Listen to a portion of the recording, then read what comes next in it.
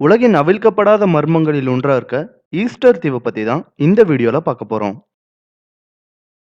1722ஆம் ஆண்டு touch எக்ஸ்ப்ளோரரான Jacob ரோஜுவினால கண்டறியப்பட்டது தான் இந்த தீவு. ஈஸ்டர் திருநாள் அன்னைக்கு கண்டுபிடிச்சதால அந்த டச் எக்ஸ்ப்ளோரர் இந்த தீவுக்கு ஈஸ்டர் தீவுன்னு பேரு வச்சாரு. இதுதான் ஈஸ்டர் தீவு பத்தி பதிவு செய்யப்பட்ட முதல் ஆவணம். சுமார் 64 சதுர மைல்கள் பரப்பளவை கொண்ட இந்த தீவு உலகின் மிகவும் தனிமைப்படுத்தப்பட்ட தீவுகள்ல ஒண்ணு.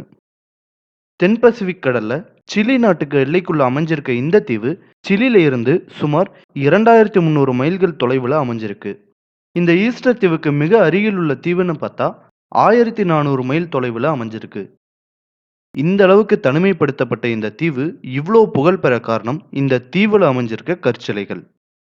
மனித உருவ செதுக்கப்பட்ட சுமார் 887 கற்சிலைகள் இங்க அமைக்கப்பட்டிருக்கு. இந்த கற்சிலைகள் ஒவ்வொன்றும் சுமார் 10லிருந்து 15 டன்கள் சராசரியாகவும் அதிகபட்சமா 80 டன்கள் வரைக்கும் எடை கொண்டதா அமைஞ்சிருக்கு.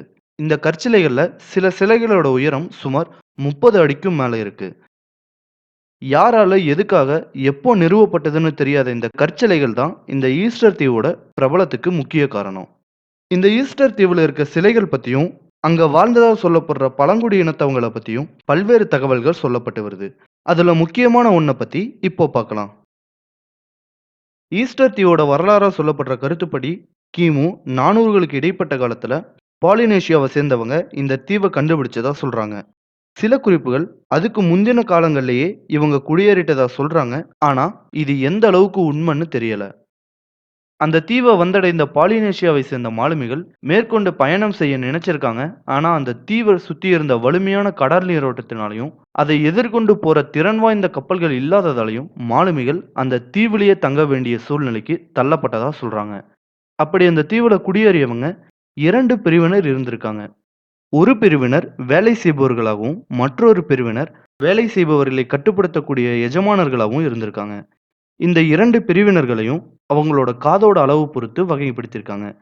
சிறிய காதுகளை கொண்டவங்க வேலையாட்கள்னும், நீளமான பெரிய காது கொண்டவங்க எஜமானர்களா இருந்திருக்கலாம்னு ஆய்வாளர்கள் குறிப்பிடுறாங்க.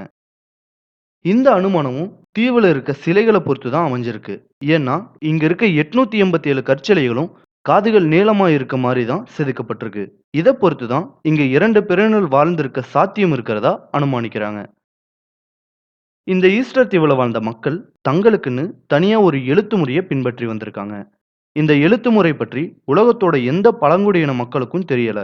எந்த ஒரு வரலாற்று குறிப்பிலையும் இந்த எழுத்து முறை பற்றின தகவல்கள் குறிப்பிடப்படல. ஒரு குறிப்பிட்ட அளவு வளர்ச்சி அடைந்த இந்த இனம் அவங்களுக்குள்ளேயே மோதல்கள் ஏற்பட்டதாலேயோ இல்ல நோய் தாக்கத்தினாலேயோ இல்ல கடுமையான உணவு பற்றாக்குறையினாலேயோ இந்த இனம் அழிஞ்சிருக்க வாய்ப்பு இருக்கிறதா ஆராய்ச்சியாளர்கள் தெரிவிச்சிருக்காங்க. இதுதான் ஈஸ்டர் தீவை பத்தி பரவலா சொல்லப்படுற வரலாற்று பதிவு. இதை தவிரவும் இந்த ஈஸ்டர் தீவை பத்தியும் இங்க வாழ்ந்த மனிதர்கள் பத்தியும் செதுக்கி இருக்க கற்சிலைகள் பத்தியும் பல தகவல்கள் உலவிட்டு வந்திருக்கு. அதுல சிலவற்றை இப்போ பார்க்கலாம். ஈஸ்டர் தீவுல வாழ்ந்தவங்க அமெரிக்கால இருந்து போன செவ்விந்திய பழங்குடிகளா இருக்கலாம்னு ஒரு காலகட்டத்துல சொல்ல ஆரம்பிச்சாங்க. ஆனா அந்த தீவுல கிடைச்ச எலும்புக்கூடுகளை சோதனை செஞ்சு பார்த்ததுல அங்க இருந்தவங்க செவ்விந்தியர்கள் இல்ல பாலினேஷியர்கள் தான்னு உறுதிப்பட தெரிவிச்சாங்க. அடுத்ததா இந்த தீவுல இருக்க சிலைகள் எல்லாம் வேற்று கிரகத்திலிருந்து கொண்டு வரப்பட்ட கற்கள் மூலமா ஏலியன்ஸின் உதவியோட கட்டப்பட்டு இருக்கலாம்னு சொன்னாங்க. ஆனா அந்த சிலைகள் எல்லாமே அந்த தீவுல இருக்க எரிமலை கற்களை பயன்படுத்தி தான் செதுக்கி இருக்காங்க. இதனால அந்த தகவல்கள் நிராகரிச்சிட்டாங்க. கடைசியா பார்க்க போற இந்த கருத்து ஒத்துக்கொள்ளும்படியானதா இருக்கு. ஆனா எந்த அளவுக்கு உண்மைன்னு தெரியல. 14 மற்றும் 15ஆம் நூற்றாண்டுகள்லையும் அதுக்கு பின்பு வந்த காலகட்டத்திலையும் பிரெஞ்சு, பிரிட்டிஷ் போன்ற ஐரோப்பிய நாடுகளை சேர்ந்தவங்க இந்த தீவுல இருந்தவங்களை கொத்தடிமைகளாக்கி தங்களோட நாட்டிற்கு அழைத்து சென்றிருக்கும் வாய்ப்பு இருக்கிறதா சிலர் சொல்றாங்க. ஆனா இதை பத்தின எந்த ஒரு வரலாற்று பதிவும் இல்லாததால இதையும் முழுமையா நம்ப முடியாத சூழ்நிலை தான் இருக்கு. இந்த ஈஸ்டர் தீவு கண்டுபிடிக்கப்பட்டதுல இருந்து பல ஆராய்ச்சியாளர்கள் இந்த தீவை ஆராய்ச்சி செஞ்சு பல கருத்துக்களை வெளியிட்டு இருந்தாலும் இந்த ஈஸ்டர் தீவுல இருக்க கற்சிலைகளை பத்தியும் அங்க இருந்த மக்களுக்கு என்ன ஆச்சுங்கிற மர்மத்தை பத்தியும் இதுவரைக்கும் யாராலையும் கண்டறிய முடியலங்கிறது தான் நிதர்சனமான உண்மை. இந்த வீடியோ உங்களுக்கு பிடிச்சிருந்தா லைக், கமெண்ட் அண்ட் ஷேர் பண்ணுங்க. இதே மாதிரி இன்ட்ரெஸ்டிங் வீடியோஸ் பார்க்கணும்னா இந்த சேனலுக்கு சப்ஸ்கிரைப் பண்ணுங்க. தேங்க்யூ.